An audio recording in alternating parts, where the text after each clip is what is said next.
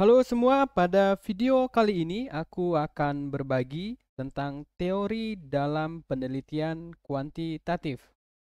Sebelum aku bagikan beberapa poin penting bagaimana kita memahami teori dan menerapkannya dalam penelitian kuantitatif, silakan teman-teman dukung channel ini dengan subscribe, like, dan share.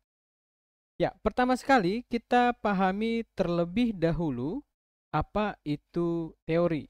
Ya, tentunya kita memposisikan diri untuk digunakan dalam penelitian kuantitatif.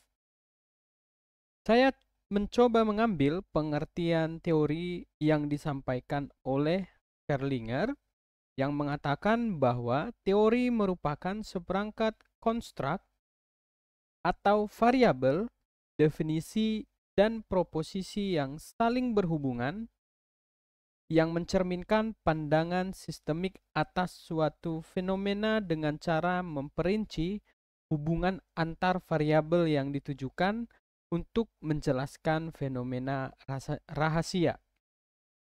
Dalam pengertian ini, kita bisa memahami ataupun bisa menarik ada 4 kata kunci yang mungkin bisa kita jadikan sebagai pemahaman dalam definisi teori ini. Pertama, konstruk. Nah, konstruk ini sama dengan variabel, namun mungkin dalam bidang ilmu psikologi lebih sering digunakan konstruk, sedangkan variabel dalam ilmu sosial lainnya. Yaitu yang kedua adalah definisi, kemudian yang ketiga proposisi, dan di mana semua ini saling berhubungan ataupun saling berasosiasi. Ya. Kemudian dalam penelitian kuantitatif, teori itu merupakan seperangkat konstruk atau variabel yang saling berhubungan yang berasosiasi dengan proposisi atau hipotesis yang memerinci hubungan antar variabel. Jadi, hubungan antar variabel ini bisa kita lihat dalam konteks kekuatan atau arah. Jadi, kalau kita sedang melakukan penelitian kuantitatif, kita membayangkan bahwa teori yang kita gunakan itu adalah didefinisikan sebagai seperangkat konstruk berhubungan, berasosiasi dengan proposisi atau hipotesis. Selanjutnya, kita coba lihat level teori. Neumann dalam bukunya tentang metode penelitian yang dikeluarkan tahun 2009 yang lalu membagi 3 level teori. Pertama adalah level mikro, dan kedua level meso, kemudian level makro. Nah, contoh untuk teori level mikro. Di sini saya ambil teori Goffman yang mengatakan interaksi sosial dalam ritual keagamaan. Ya, di sini kalau mikronya kita lihat bahwa bagaimana interaksi sosial itu terjadi dalam ruang lingkup, mungkin praktek keagamaan atau ritual keagamaan. Jadi ini sangat membantu kita nanti memberikan level kepada teori yang kita gunakan itu apakah termasuk level mikro. Sedangkan di level meso tentunya ini satu tingkatan dari level mikro. Level meso ini saya ambil contohnya teori Collins yang mengatakan atau yang membahas tentang kontrol dalam organisasi. Kalau tadi ritual keagamaan, ya. Kemudian kalau ini kontrol dalam organisasi. Yang terakhir ada level makro yang paling besar. Contohnya saya ambil teori Lenski yang berbicara tentang stratifikasi sosial serta surplus. Nah, di sini dalam penelitian kuantitatif, kebanyakan ini menurut saya yang paling sering digunakan adalah level mikronya.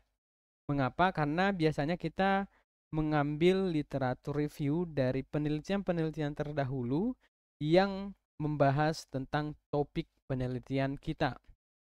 Dan itu bisa kita lihat mungkin lebih spesifik tentang topik yang kita kaji, seperti itu. Apakah misalnya pendidikan anak usia dini, pendidikan anak usia dini ini mungkin bagaimana penerapan kurikulum di sekolah A, bahkan di kelas A, seperti itu. Jadi dia levelnya mikro. Tapi tidak juga kita mengatakan bahwa level meso atau level makro tidak dapat digunakan. Tentunya bisa, hanya saja saya sebagai pemula dan sebagai orang yang masih mencoba menerapkan level penelitian, misalnya kuantitatif, alangkah baiknya kita mencoba dari level mikro terlebih dahulu. Berikutnya, di sini saya ingin menyampaikan juga bahwa dalam penelitian kuantitatif, peneliti dapat menegaskan teorinya dalam 3 bentuk, di mana yang pertama adalah dalam bentuk hipotesis. Nah, tentunya kita seringkali ya menemukan hipotesis dalam penelitian-penelitian sosial terkhusus kuantitatif, ya, di mana contohnya saya ambil adalah pendidikan seorang semakin tinggi pendapatannya. Nah, ini hipotesis. Nah, perlu kita uji apakah ini benar atau tidak. Nah, setelah mendapatkan data, apakah pendidikan seorang itu semakin tinggi juga pendapatannya. Nah, itu butuh pembuktian. Di sini posisi kita mengembangkan penelitian itu dari hipotesis ini, seperti itu. Kita dapat data, kita olah, kemudian kita buktikan hipotesisnya dalam level kesalahan tertentu. Kemudian dalam bentuk jika maka, ya ini contohnya, jika semakin sering individu berinteraksi, tingkat kesukaan akan meningkat dan sebaliknya. Jadi jika maka ini bisa kita lihat bahwa di contoh ini ada sesuatu yang terjadi terlebih dahulu sehingga kita memprediksi apa efeknya, ya, apa bentuk yang mungkin terjadi pada variabel atau konstruk yang kita bangun sebagai variabel dependennya atau variabel yang dijadikan sebagai variabel terikatnya, seperti itu. Nah, ini sebaliknya juga mungkin saja dalam teori tersebut ataupun dalam pengembangan kita yang terjadi nantinya adalah sebaliknya, seperti itu. Jadi ini tidak hanya seringkas ini, mungkin kita butuh juga penegasan teori-teori dalam bentuk jika maka ini lebih luas lagi agar nantinya kita bisa melihat bahwa tidak hanya berinteraksi, bisa jadi harus bertukar sosial, misalnya harus dalam bentuk interaksi yang formal atau informal. Jadi penjelasannya perlu kita dalami ketika kita dalam menulis. Kemudian yang terakhir adalah dalam bentuk visual. Nah, dalam bentuk visual ini kita pahami berarti si peneliti membuat gambar ataupun membuat peta konsep ataupun kerangka berpikir ataupun kerangka konseptual dalam penelitiannya. Di sini saya buatkan salah satu contohnya, teori dalam bentuk visual. Di sini saya menempatkan ada 3 konstruk ataupun 3 variabel. Yang pertama kepemimpinan kepala sekolah, kemudian yang kedua kompetensi guru, kemudian ada prestasi siswa. Saya menemukan teori, misalnya ketika kepemimpinan kepala sekolah baik, maka kompetensi guru akan baik pula. Jadi ditandai dengan panah yang ke bawah ini.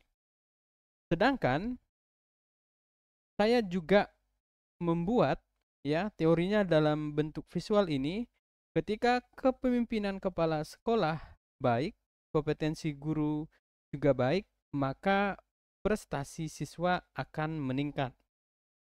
Ya, jadi dalam visual ini bisa kita tempatkan juga ketika ingin menentukan mana variabel dependen, mana variabel independen, atau mana variabel kontrol, mana variabel covariat atau intervening.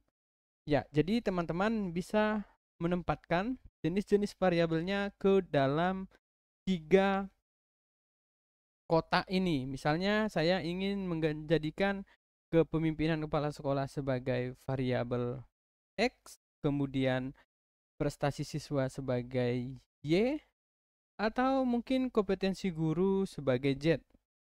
Kita sebut sebagai variabel kontrol. Jadi bisa jadi berubah. Misalnya kita jadikan kepemimpinan kepala sekolah sebagai X1, kompetensi guru sebagai X2, prestasi siswa sebagai Y. Jadi tergantung teori yang sudah kita dalami ataupun sudah kita bangun dalam penelitian kita, karena dalam penelitian kuantitatif tentunya teori sangat dibutuhkan ketika sedang menyusun proposal penelitian.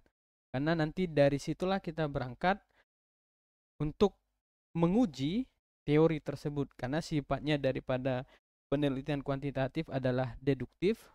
Kita coba bangun dari teori-teori yang ada, kita lihat, kemudian kita uji. Seperti itu.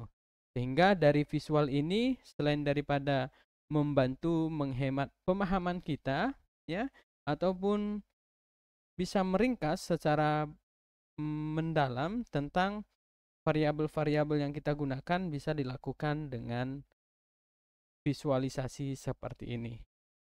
Nah, mungkin itu saja. Tadi kita sudah mencoba ya memahami tentang pengertian teori, kemudian level teori dalam penelitian kuantitatif, dan yang terakhir ketiga ini penempatan ya bentuk ya yang bisa kita buat teori, baik itu dalam bentuk visual, dalam bentuk hipotesis, dan dalam bentuk jika maka. Demikian sharing kali ini teman-teman.